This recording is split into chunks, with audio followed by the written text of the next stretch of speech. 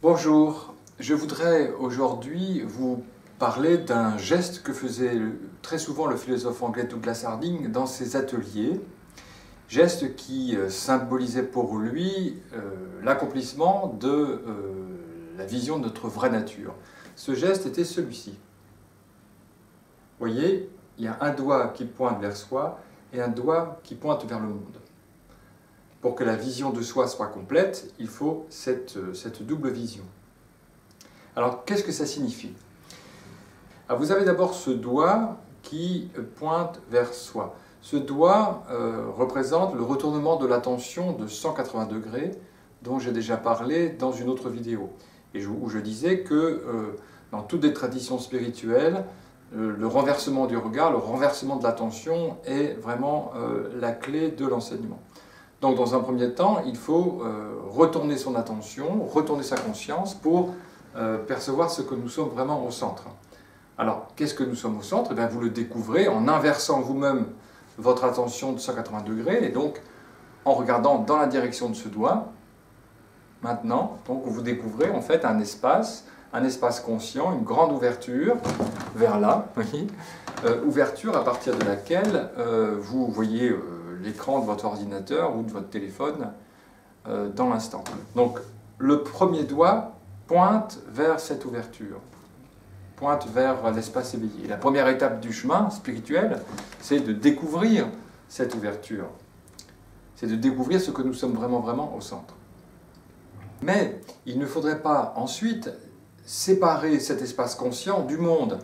Il ne faudrait pas réintroduire une frontière entre la vacuité, cette ouverture que nous venons de découvrir, et le monde des choses.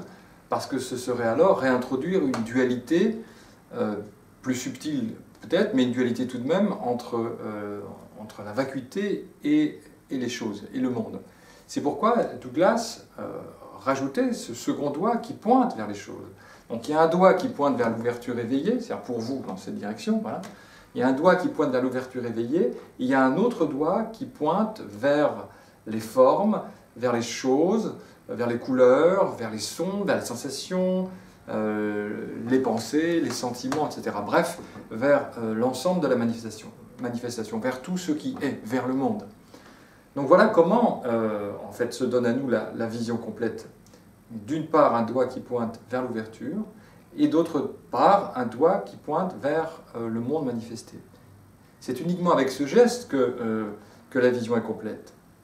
Si on ne regarde que dans cette direction, si on ne regarde que vers le monde des choses, alors on oublie l'espace, on oublie ce que nous sommes vraiment, et on est identifié aux formes, notamment à ce corps. On est complètement distrait et perdu à la périphérie de soi-même dans le monde des choses. Si on ne voit que l'espace, si on ne voit que la vacuité, alors on fuit le monde, on refuse la réalité. Et ce n'est pas mieux. Donc la véritable vision, c'est à la fois prendre conscience du vide et prendre conscience du monde. Dans un sutra très célèbre du Bouddha, le Sutra du cœur, le Hridaya Sutra, qu'on chante notamment après chaque session de méditation zen, dans ce sutra, donc, il est dit que le vide, c'est les formes, et les formes, c'est le vide. Le vide, c'est les formes, et les formes, c'est le vide. Eh bien, c'est exactement ce que symbolise, ce que représente cette double flèche. Ici, avec ce doigt, je pointe vers le vide, vers l'espace. Donc pour vous, encore une fois, c'est dans cette direction. Là, je pointe vers le vide. Donc je pointe ici vers le vide, et avec l'autre doigt, je pointe vers les formes, vers les couleurs. Et le vide, c'est en effet les formes. Je ne peux pas séparer le vide et les formes. De plus, les formes sont le vide. Il y a unité entre les deux. Il n'y a pas d'un côté le vide et de l'autre les formes, il n'y a pas d'un côté l'ouverture, la vacuité, et de l'autre le monde. Vide et monde, vide et forme constituent une unité. Voilà ce que c'est que la non-dualité. C'est la non-dualité entre l'espace éveillé et le monde. Et celui qui voit cette non-dualité, dit le même sutra, le sutra du cœur, va au-delà du par-delà et il est éveillé. Voilà, donc j'espère que cette double attention, ce geste aura un sens pour vous.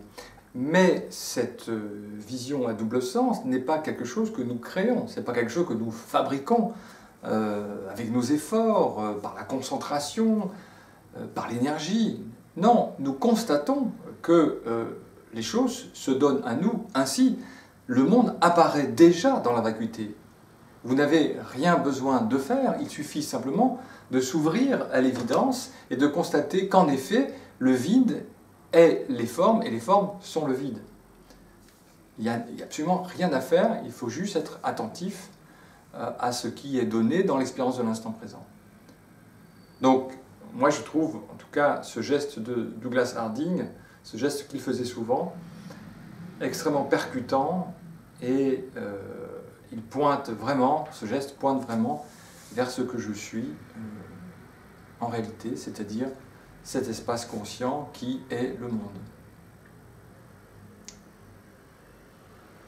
Voilà, merci.